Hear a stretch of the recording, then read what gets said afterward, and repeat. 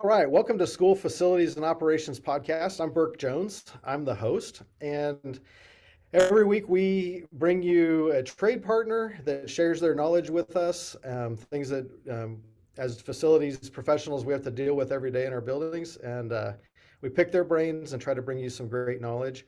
And then the other type of show we have is we interview a facility professional working in the school system. So today, though, we're joined by a trade partner.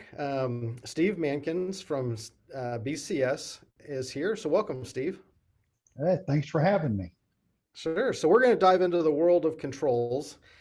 But first, Steve, just give us a little background on your career and kind of how you got to this point, and then something about you that we can't read on LinkedIn. Okay. Um, well, my career started as a facility person. So I was a maintenance guy, um, then stepped up into a chief engineer role. So I started in the maintenance industry. Took care of a couple of buildings in downtown Wichita, Kansas, that high-rise buildings. Learned a lot, had a lot of people teach me things. Um, Young kid, 18 years old, just starting out. And and then all of a sudden it started into some education and learning about the building maintenance side of the world. And finally one day, um, the company I work for now, they said, "Hey, you seem to really enjoy this. Why don't you come to work for us?" And it took me a couple of years to really get that feeling to go make that change, because I was very comfortable where I was at with what I was doing. Anyhow, went off into the contracting world, and I have been over here um, since 1989, so a long time. Um, got lucky, found what I really enjoyed, and um, it's been good to me. So, Fantastic. um, So, give us a little some, tidbit of some other part of your life. so there. If you looked at my profile on LinkedIn or any of those places, you'd see some things about traveling and stuff like that. But probably that would surprise some people would be that I absolutely love and enjoy going to the opera. And That is there, surprising. yep. So people that know me, they know I like classical music, and that's always on my playing in the truck whenever I'm driving places. But you, so I'll give a pitch out to the Santa Fe Opera that if you ever go there and you want to go to an opera, oh my goodness, go there. So you In can in Santa Fe, New Mexico, in Santa or Fe, New Mexico. Yeah, okay. yeah. So you can tailgate just like you're at a football game. Um, but instead of barbecue and beer, it's more of a wine and a tablecloth. but That is but super cool. you can go very comfortable. So anyhow, I Santa love Fe, going to there this summer. It's a very cool town. yeah, Um, Fantastic place to vacation. yep, I agree. So let's dive into controls. You know, I so in my previous 26 years, I was an architect, and I had lots of controls conversations with clients that essentially amounted to, let's talk about how you're going to manage your HVAC system with DDC controls, and do you want it all on a computer or do you want thermostats? I mean, Yeah, and from an architectural perspective, I thought it was all pretty simple. And then take this job and I've got 15 buildings that are all on building controls for HVAC and some lighting and different things. And I discovered very quickly, like, this is an entirely different world than I imagined it was. So I guess maybe take us through a little bit of the history. Like, what did controls used to be? What are they now? And then we'll kind of go from there. oh yeah, perfect. The history of controls is amazing. So for a long time, it was all pneumatic controls, and pneumatics has an air compressor at the heart of it, and you're pushing a little air out into these copper or poly tubes, and you've got devices and sensors and thermostats and all these controls, but they were all controlled with pneumatic air. And and that was, if we go way back, the old D-ring thermostats. I wish I had one to hold up here. The old D-ring thermostats are still out there today functioning, and we can buy them from the different manufacturers. So it's not like it's gone, but it's out there. Anyhow, Right. so that when I started, that's what I grew up on, was the pneumatics. So I could go around anywhere I wanted to with a squeeze bulb and a couple of fittings, and I could hook up to an actuator and I could move that actuator. And it was so easy. If I needed to get cooling, man, I could do it. Then I could go fix the problem. So in the 80s, when we started to have the introduction of the computers, and we're going away from mainframes and doing the personal computers, that's when all of a sudden things automation started to show up, and nobody trusted it in the early days. I think of around the office, we were so excited that we automated the coffee pot. and, and we could turn on a relay, which put power to the coffee pot. And when we came into the office, we had our hot coffee. And today, you know how easy it is to do that today. But I mean, that was big stuff back in the middle 80s. Yeah. Now you Yeah, just hook a coffee pot up to your Alexa and it just happens. exactly. So Yeah. yeah, the technology, just where it's going, is amazing. But back in the old days, the pneumatics were trusted. They did a great job.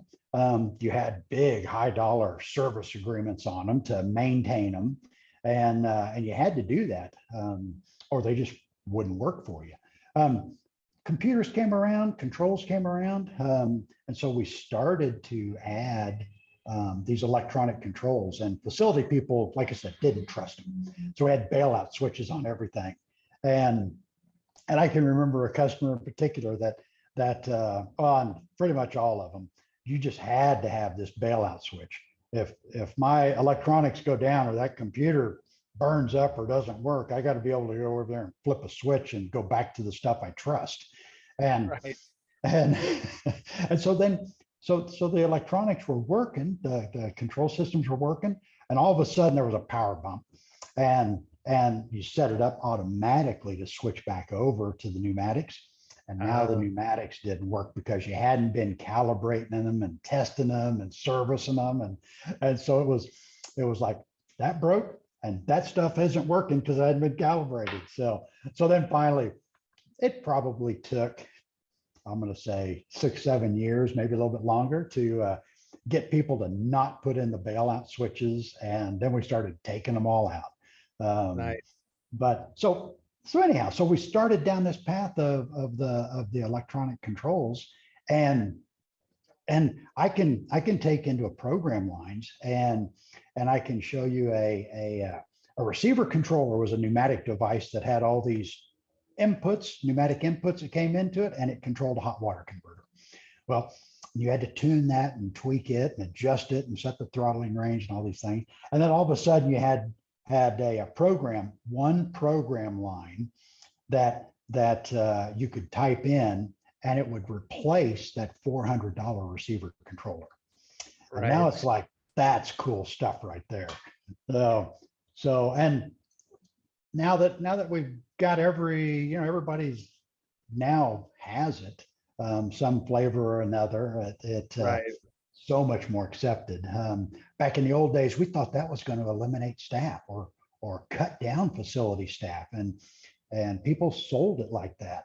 But the reality was that you still had to go out and maintain it, and it never eliminated anybody, and in some cases created opportunities for people. So Well, I think it really has. I mean, you have staff now that is, I'll say, I don't know if you use the term gray collar or what, but they're like computer technicians maintaining equipment.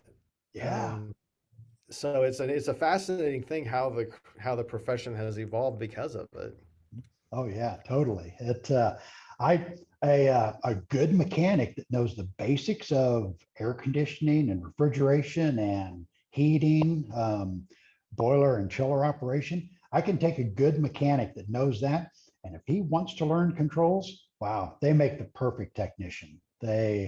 They because they understand what they're programming versus a programmer, a computer guy writing some code that is perfect, but he has no idea what he's turning on or off out there. Right. So, Exactly. so So I guess what kind of things, I mean, I'm still learning all this, but I mean, I understand we can control the temperature of the space, mhm. but in some systems goes beyond just the temperature. It's turning fans on or bringing fresh air in, all of that kind of stuff. So, um, is that primarily what people are using them for today? um, uh, yes, to just be brutally honest about it, yes. They look at a high end control system as a time clock. You can go out and buy a time clock that's got a rotary dial that you put the little fingers on, and you can turn a piece of equipment on and off. That's what we used to do. Right. And I can buy that for a couple $100.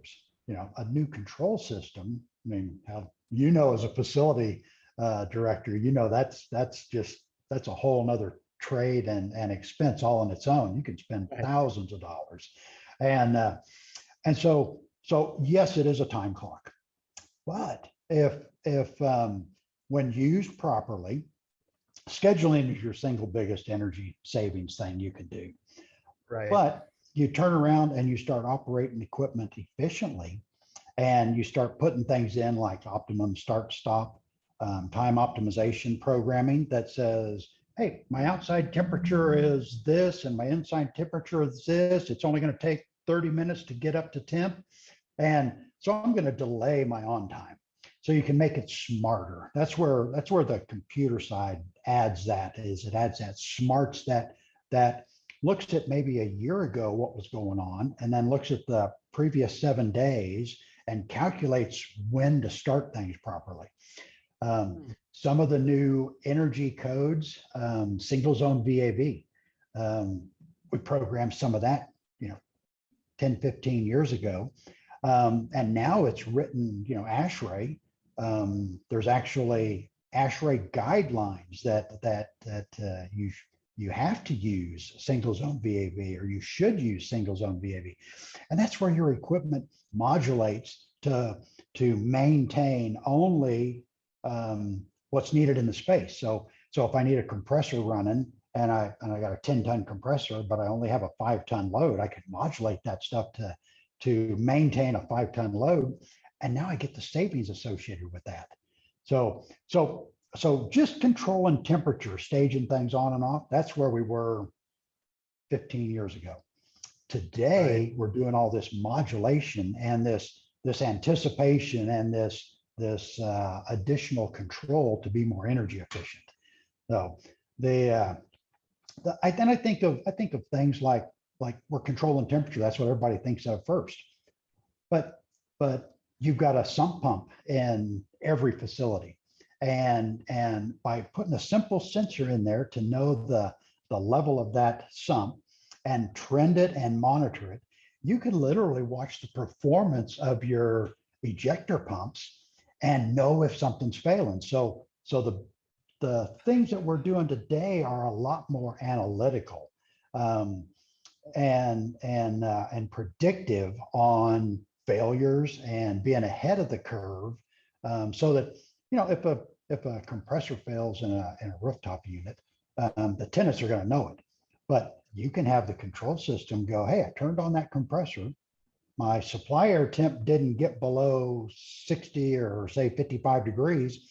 I can send an alarm and let facilities guys know that unit's not performing, and now all of a sudden it's your extra set of hands out there watching your equipment. um, a temperature sensor in a freezer. I think in schools, there's the kitchens, and you've Right. got thousands of dollars worth of produce or frozen goods in a refrigerator or freezer, and you go home on Friday night and you come back Monday morning and the ice cream is melted and run out the freezer door, and it's like, oh my goodness. And then all of a sudden we're scrambling, and $40,000 later you fill the freezer back up. Right. Well, a $20 temp sensor and a system that can tell you that didn't work, think how much money that can save you. So Right. it's just, What, those are the what do things. what do the alarms look like? Are they text messages? Are they emails? Do they have to typically pull up the interface to see them, or what's it look like on that end from the user There. side? So you can get either an email or a text. Used to be we would do an analog call. Since things have gone digital so much, we've kind of gone away from the voice calling type devices. But now I can get on my phone. I get alarms from customers, and it's instantaneous from when that's actually happening. And then I can take my phone, log into the system, see that oh, I need to call somebody out, or I need to do something, I need to go in. It's a email or a text are typically the two ways today that people get those messages. And Okay. so yeah. So before we move on to like what the future looks like, I got a very specific question.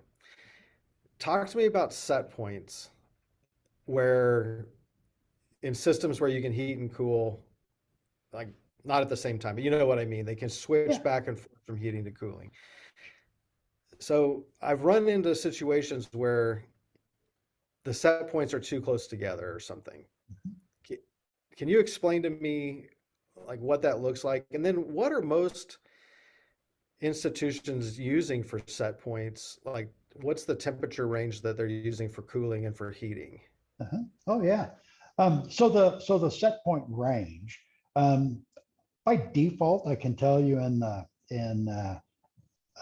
is default in a lot of systems is like 70 for cooling, or sorry, 70 for heating and 74 for cooling. Um, Okay. as with our customers, depending on the customer, you go to a hospital customer and now a patient room, they can have infinite control. Um, Right. you know, Patient satisfaction is huge. You come to a school facility, now it's kind of like, what is the proper range that we can do our best learning? And Right. by all means, you don't want the little kindergartners with blue lips and that, we can't do that kind of stuff. No, we don't want that. Nope, that gets the parents on us, and that's not a pretty day. Um, Right. the so if let's say that I'm gonna answer this kind of in a indirect way. Gas prices. When gas prices skyrocket, the first thing we do is we lower that heating set point. Right. Back in the Jimmy Carter days, as a building operator, they set out some national energy guidelines back then after all the energy stuff of the 70s and early 80s. And we operated buildings back then 68 to 78. And you locked all your thermostats in, and then you got a plaque to hang in the lobby of the building that said, hey, we're meeting these guidelines. So our set points will adjust as our conditions around us will adjust. Okay. Right. But I think anytime, if you can, in a school district, upper management, everything from the superintendent to the principals, everybody's got to be on board on how we're going to save energy. And by locking you in at a 70 degree or a 74 degree temperature, and I see districts do 70, 72, some as low as 68 on the heating side. I see some do, 72 to 74 to 76 or 8 on the cooling side. It just, Everybody has a little different feel for that. 70 to 74 is a good range. Right. Most people are comfortable in that range. If you look at all the documents out there, 72 degrees and 50% humidity is the perfect environment. Right. But we don't want to go between that flipping back and forth, heating to cooling. You like a nice consistent temperature across the building. As I think as the kids go from classroom to classroom to classroom, if there's one teacher that sets it to 78, another teacher sets it to 68, the teachers aren't the ones that are suffering from that, the kids do. So if you Right. can, that consistent temperature provides, I think, a better learning environment. So I kind of beat around the bush on that. I didn't really No, answer your question, and I but think that's the it's, answer. I think you have yeah, to decide and then get buy-in from every level of the district that that's what we're going to be. yeah. Um, so is there an issue if the heat and cool set points are too close together or something? You can get, yes, yeah, you can get some bouncing back and forth because, if you think of a heat exchanger, like on our homes, we fire up the heat and then the burner shuts off and the fan continues to run and it puts that extra residual heat from the heat exchanger in the space and warms it up that extra degree. That's called heat anticipation on a typical thermostat. Right. Cooling does the same thing. And so if you've got a system that you've got to let it equalize out a little bit. You've got to don't let it if you've got a, let's say we've got more heat than we need in a space and we turn the heat on, then it's going to get to temperature and shut off, overshoot the temperature, and then fire up the cooling immediately. And that cycling back and forth is not efficient at all. Yeah. So yes, no, you don't want them too close together. Okay. I would give this. These are mechanical systems we're controlling, and they're not instantaneous all the time. They may be working with chilled water or hot water, which is a great efficient medium, but it takes a few minutes for those things to respond. So Right. broaden out that range between that switch from heat to cool. So Yeah. if you're doing that 70 to 74, that's probably fine. So Yeah. Yeah. give yourself a little range there. Yeah. Well, I think we all experience at our house too. I have these conversations with my kids. It's like, it's hot in here. I'm like, well, the air conditioning is about to kick on. Like Yep. there's a rain. So yeah, they want to go over and hammer it down. And I'm like, just wait 5 minutes and it'll probably be cool. But, Yep. um, and then when you're talking about big buildings, it even probably responds slower than that. So, Oh yeah. I know that most control systems have not only a temperature range from the heating point from cool to heat or heat to cool, but they also have a built-in time delay. So they're smart enough to go, hey, I'm going to wait at least 10 minutes before it makes that switch. right. So, Yeah, so, that's cool. but So one of the things, I mean, I'm looking at been doing a lot of research like on work order or well, I forget what the term is, CMMS systems uh-huh. and a lot of them are selling this integration with facility scheduling. So um, if we have a building that's after hours, there's a music program in there tonight. That system can tie into our control system and automatically condition the space during that. Yeah. I mean, that's probably the next evolution, but do you see people moving that way? What's even beyond that? Like, what kind of things are you seeing coming down the pike? They're so that tenant occupant control like that has been around for years. Um, so it's been a function in everything from the hospitality industry to office buildings and schools today. They're public buildings anymore. Right. Um, yeah, they made the track or the gym may be open to the parents and the community, till 10 o'clock at night. And so yes, we see that.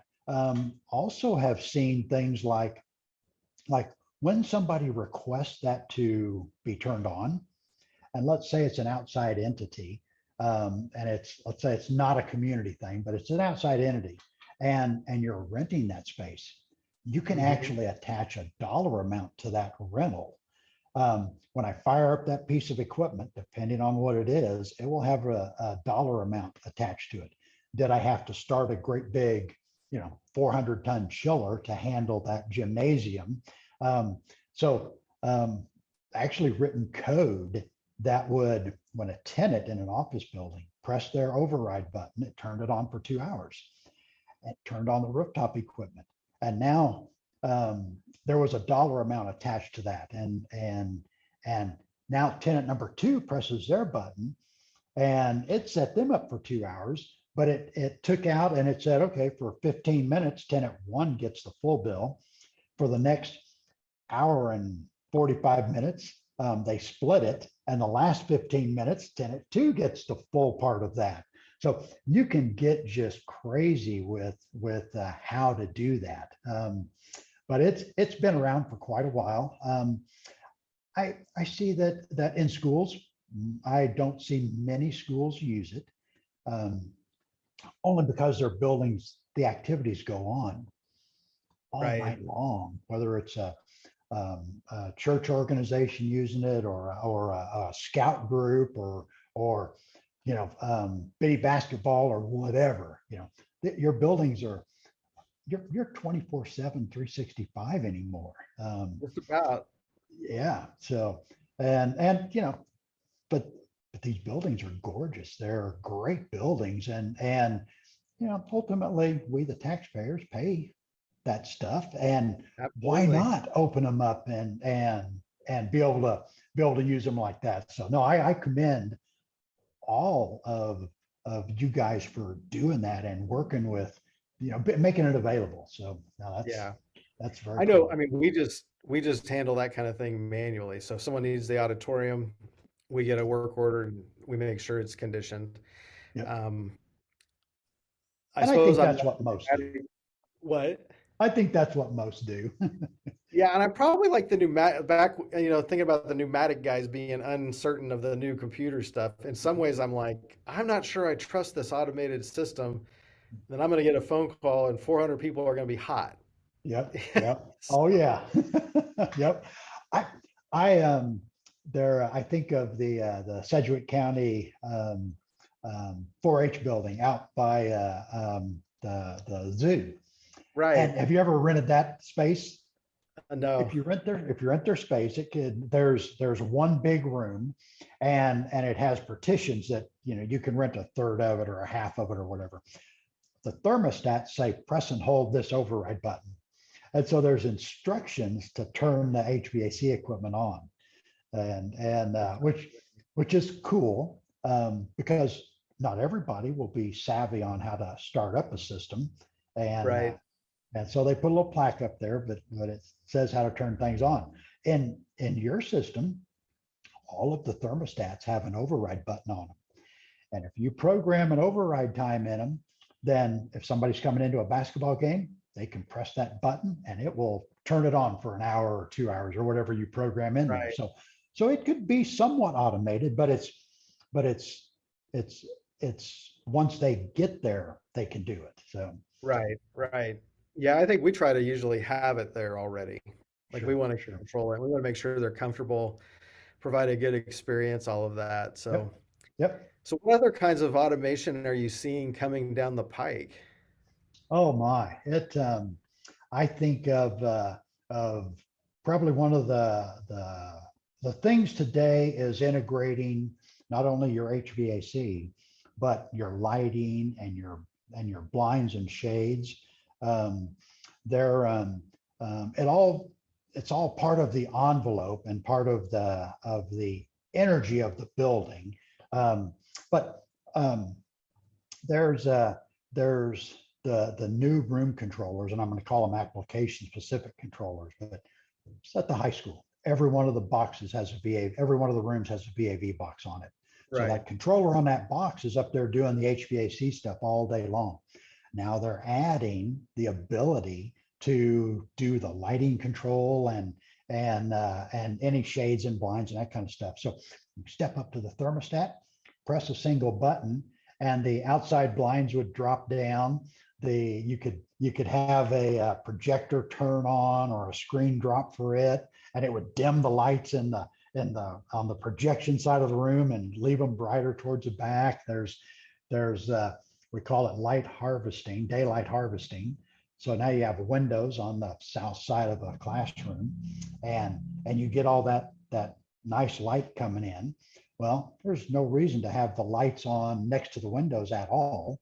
And so you Right. can measure the light levels in there and dim the lights across the room to keep a consistent light level in there. So I think of the total room automation concept, but that's becoming more and more prevalent.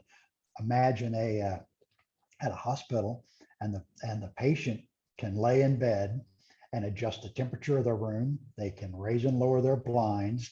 They can turn the lights on and off, and they never have to get out of bed or call a nurse or anything to do that.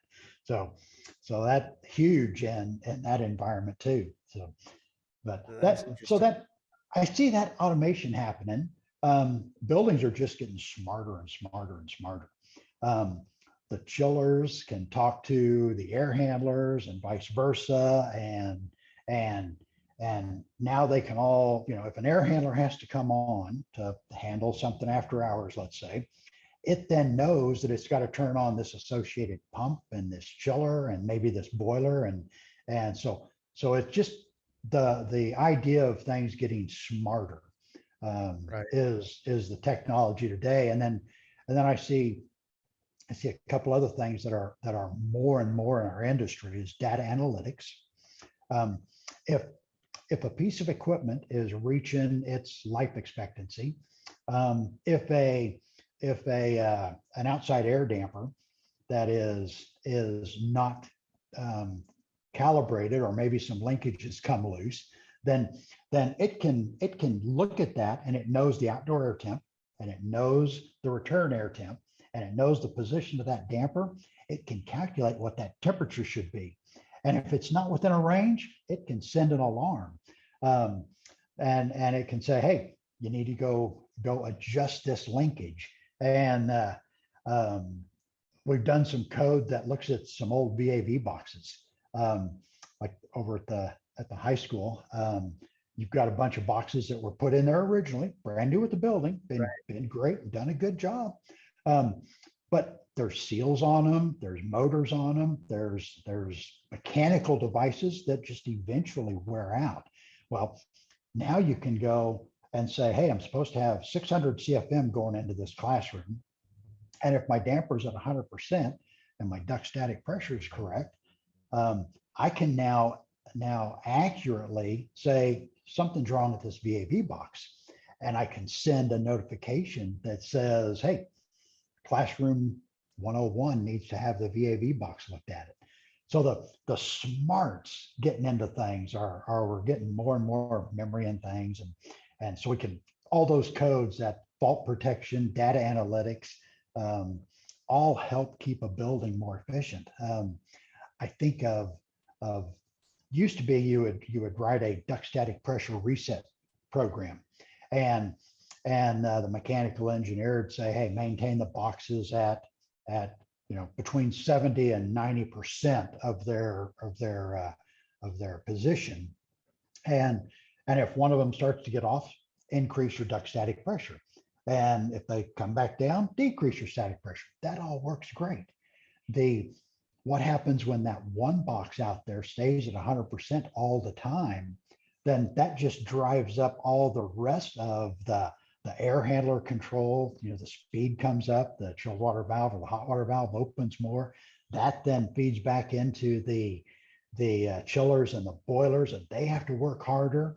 And so you put things in there to say, hey, if this box is not performing, let's throw it out of the equation on how we control things and send that alarm so somebody will come look at it. That way, if it's 100% open, you're probably never going to get a temperature complaint from that teacher. So Right. so they're not going to complain, or you're never going to know that. And Right.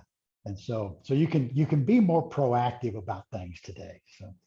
So let's So talk about these lines of code. uh So it seems like, and tell me if I'm wrong, but it seems like there's a lot of tweaking that happens in the code.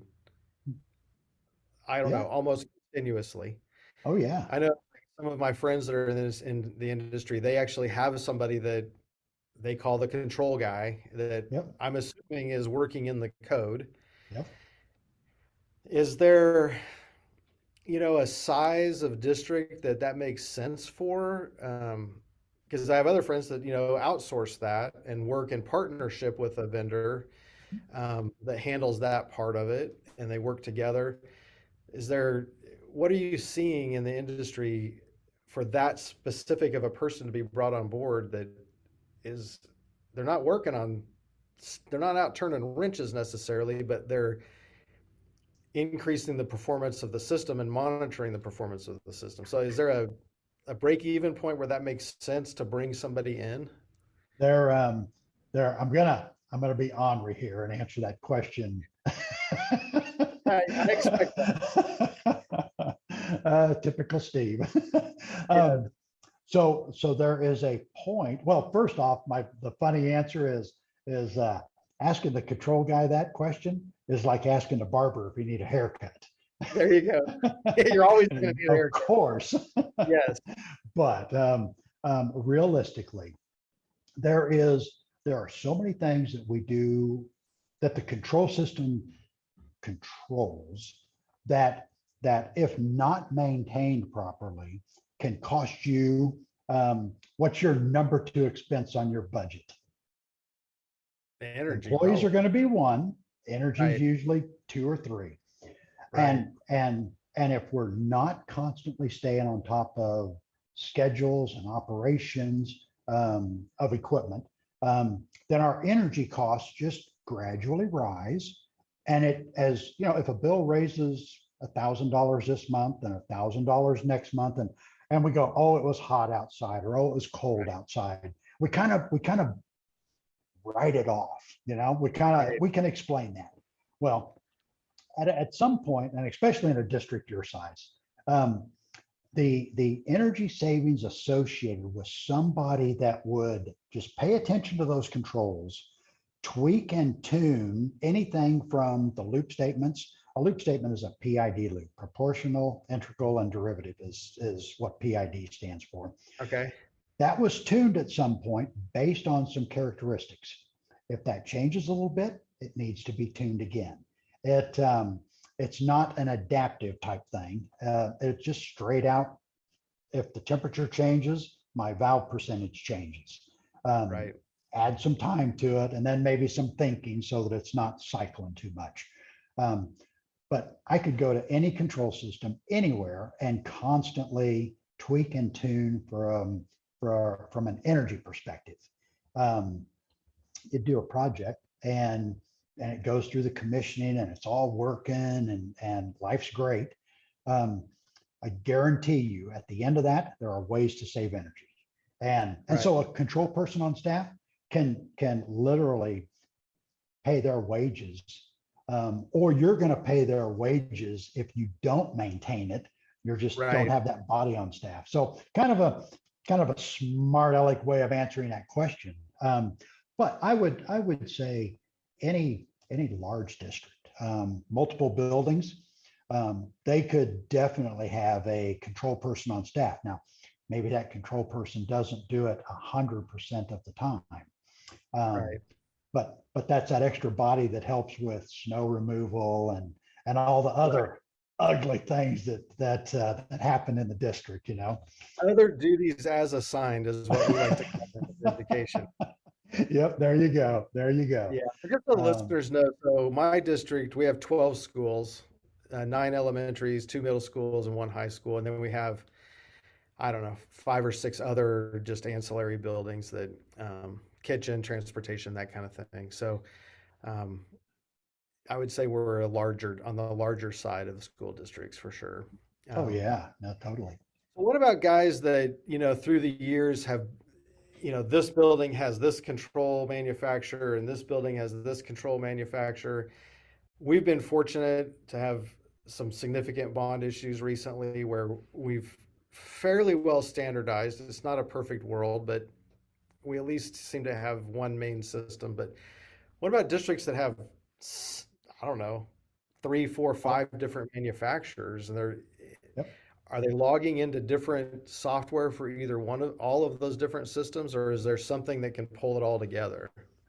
So back in the old days when everybody had proprietary controls, whether it was a Honeywell system or a Siemens system or a JCI or whoever, that they were proprietary. So they were never even built or intended, and maybe it was intended not to ever talk to anybody else. So those would be separate, totally separate systems, and you would log into different computers or web GUIs or whatever to control that stuff. So you end up learning, two, three, four, five different systems, and and they can all be slightly different in Right, how you do things. Um, Everybody has some form of a PID loop statement. Um, right, I think of today, everything's gone to the BACnet standard. ASHRAE developed BACnet with all the control vendors, a number of years ago, just to address the frustration of why won't my Honeywell system talk to my Siemens system? And right, it seems so simple.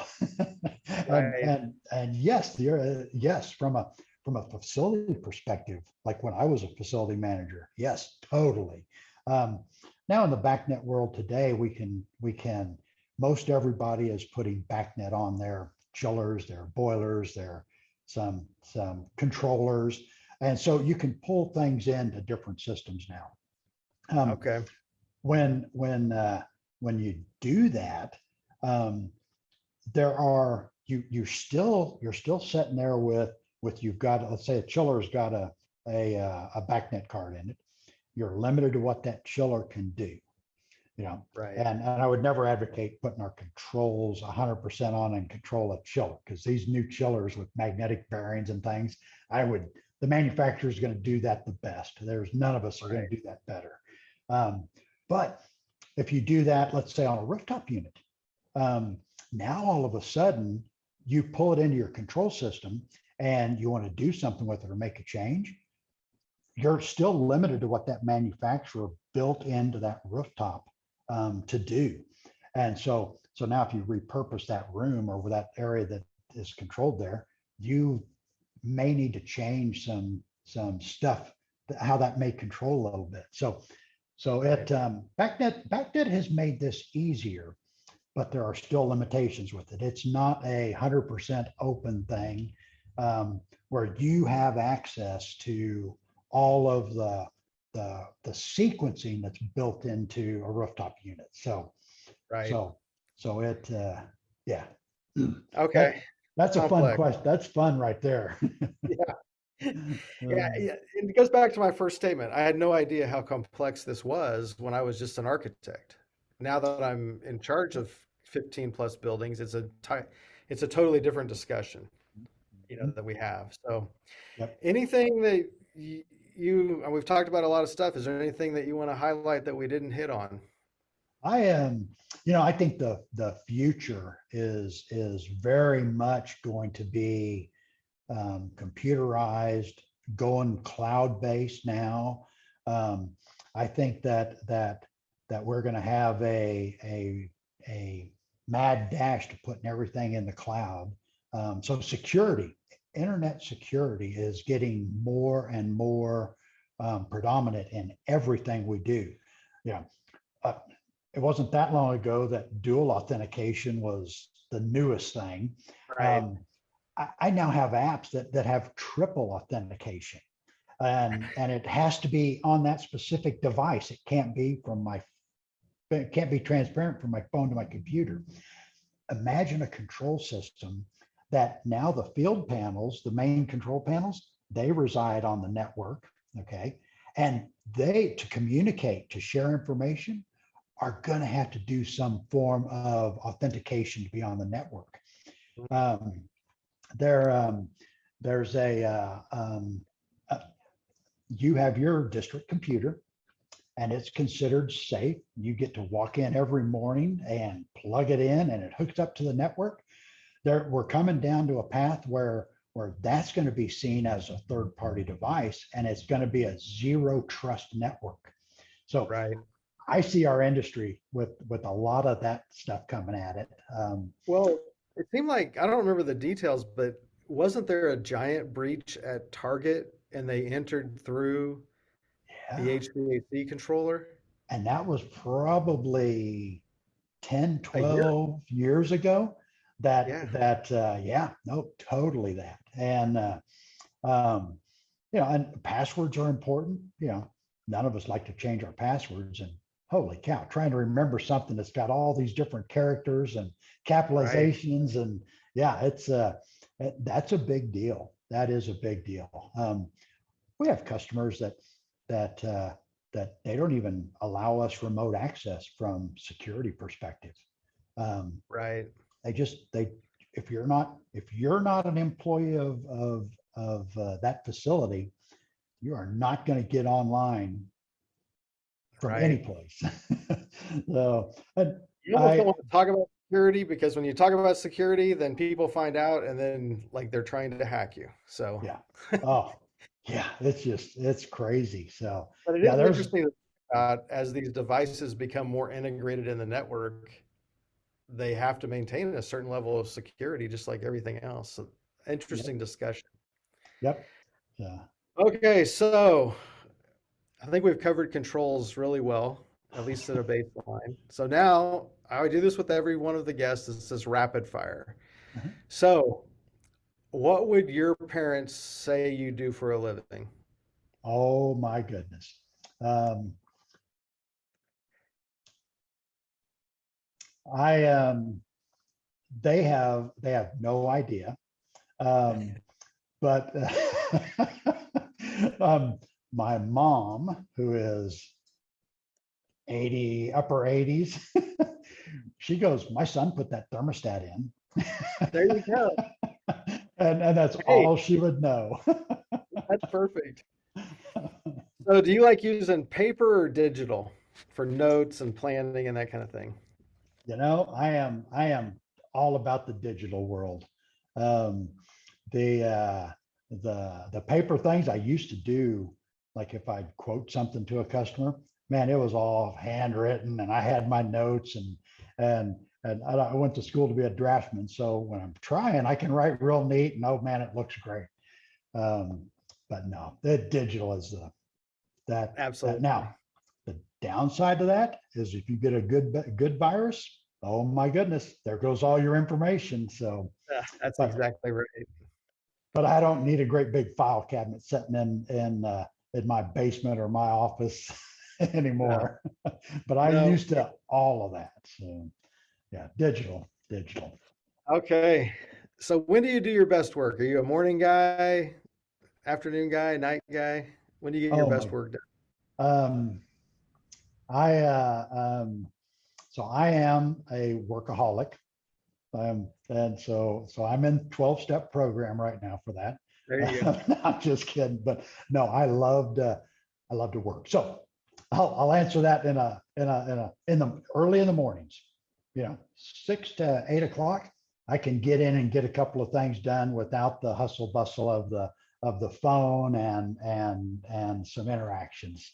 Um, and then I'm 90% of the time I'm in the office from 5 to probably 7. The Okay. wife likes to have me home by 7. And so when do I get my best work done? It's at the beginning and the end of each day, because the middle of it gets filled up with all the rest of the stuff going on. Yep.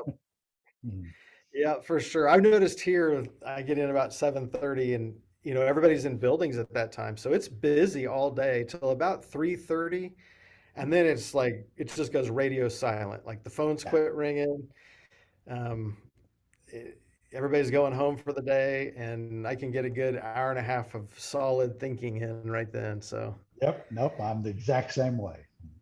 Well, Steve, thanks so much for joining us today and talking about controls, a very important subject that all of us have to deal with every day. How can people get a hold of you if they want to get some more information or talk to you about some issues they're having? Oh, they feel free to reach out either email or phone. They're 316-250-8129. I am on LinkedIn. You can do that and message things there. Text, email, call me. I'm good either with any of those mediums. So yeah, Sounds feel good. free. So it's Steve Mankins at BCS, which is that short for Building Uh, Control Systems? Building controls and services. Yep. Okay. So, well, thank you very much for being on. Greatly appreciate your time, man. No, thank you. Thanks for the opportunity. I really enjoyed it. Thanks.